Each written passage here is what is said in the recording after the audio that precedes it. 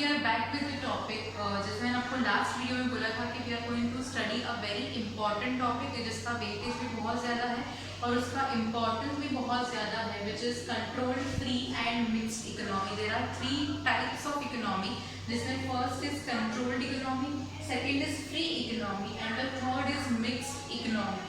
Okay, सबसे पहले we will be studying about controlled economy. Okay, controlled economy क्या होता है कि जहाँ पे गवर्नमेंट जो होती है तो उसके हाथ में सबसे ज़्यादा कंट्रोल होता है ओवर द इकोनॉमी, राइट। सो उसको हम लोग बोलेंगे कंट्रोल्ड इकोनॉमी। फ्री इकोनॉमी किसको बोलेंगे कि जहाँ पे गवर्नमेंट के हाथ में कोई भी कंट्रोल नहीं होता, सारा कंट्रोल जो सिटीजन्स है, लोगों के हाथ में होता है, कंज्यूमर्स के हाथ में होता है।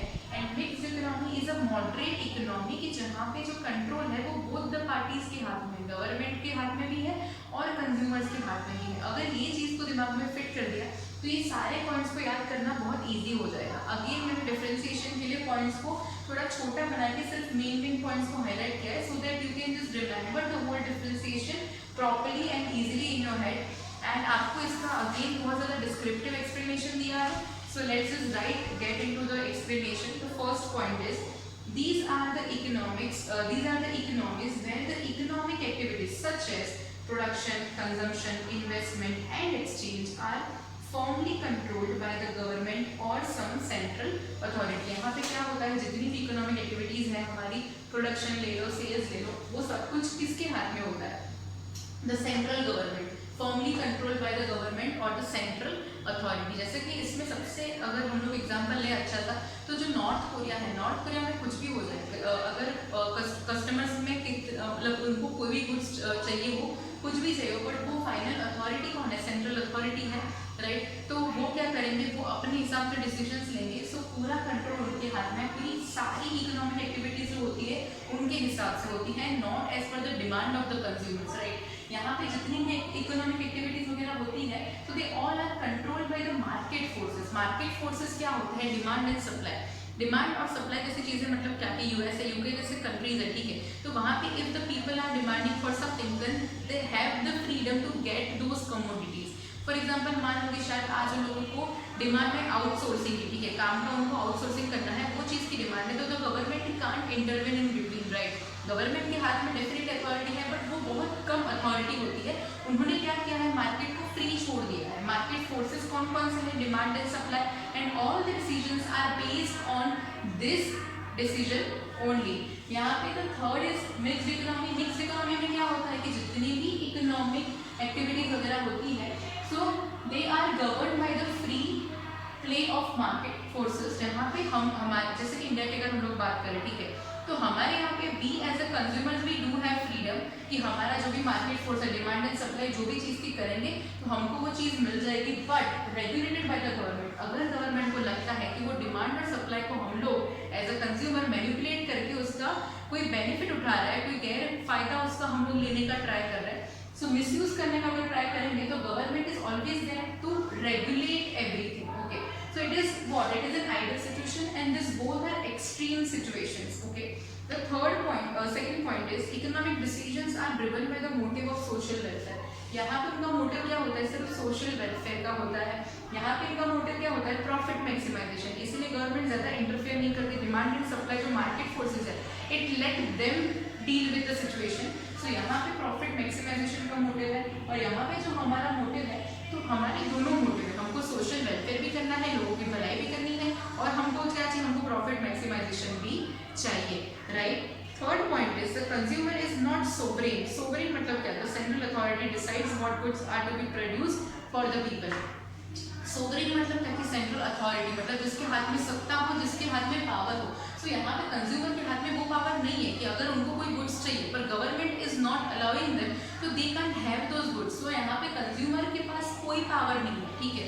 और यहाँ पे जो कंज्यूमर है ना, वो भगवान है। Consumer is what? Consumer is sovereign, he is the central authority कि if we are demanding for that goods then कोई रोकने वाला नहीं होगा। Consumer is what? सोवरेन यहाँ पे। और यहाँ पे consumer is sovereign, but public distribution system, यहाँ पे पीडीएस का मतलब है public distribution system, ensures delivery of essential goods. यहाँ पे क्या होता है कि जो डिमांड होती है उसको तो हमारे पास एज अ कंज्यूमर फ्रीडम है, तो हम लोग कोई भी गुड्स का डिमांड या फिर सप्लाई कर सकते हैं, बट जो हमारी गवर्नमेंट है इट मेक्स श्योर कि जो भी एसेंशियल गुड्स है ना उसकी तो डिलीवरी लोगों तक पहुंचनी ही चाहिए, ठीक है।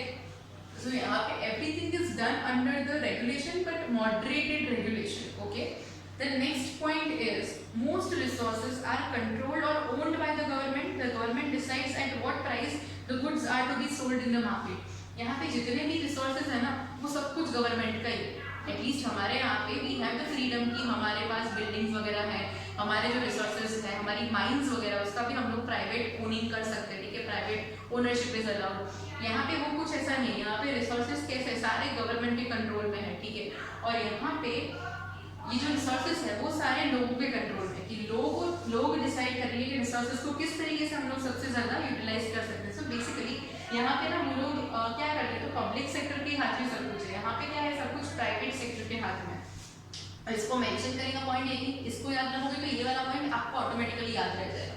और यहाँ पे resources are controlled by both. हमारे यहाँ पे अभी भी 3 इंडस्ट्री ऐसी है कि जहाँ पे government is regulating the whole industry, बाकी का सब कुछ हम लोगों ने प्राइवेटाइजेशन के अंदर प्राइवेटाइज कर दिया, जहाँ पे we have given the freedom to the private consumers people और private entities to enter into ownership of the resources. But यहाँ पे ऐसा नहीं होता है, यहाँ पे सारी रिसोर्सेज गवर्नमेंट ही कंट्रोल करते हैं। और वहाँ पे क्या प्रोड्यूस होगा ना वो सब भी गवर्नमेंट डिसाइड करेगी, गुड्स का प्राइस क्या होगा वो भी गवर्नमेंट डिसाइड करेगी, और वो मार्केट में कितने दाम में बेचना है that also government will decide. मतलब यहाँ पे मार्केट फोर्सेज जो है ना, government doesn't take into consideration demand क्या है, सप्लाई क्या है, उनको कोई नहीं पड़ी। यहाँ पे वो अपने हिसाब से अपने मन में जो है अपनी मर्जी के हिसाब से सब कुछ यहाँ पे करने वाला। और यहाँ पे मार्केट फोर्सेज मतलब डिमांड और सप्लाई के हिसाब से प्राइस वगैरह डिसाइड होगा, ठीक है। मतलब यहाँ पे सबसे ज्यादा पावरफुल पोजीशन में कौन है, कंज्यूमर, नॉर्मल सिटीजन्स। और यहाँ पे क्या होगा, तो government will put everything into regulation but moderated regulations, okay.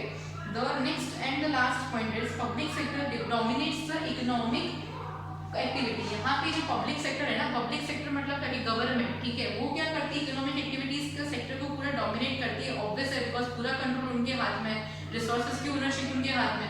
So it dominates the whole economic activity.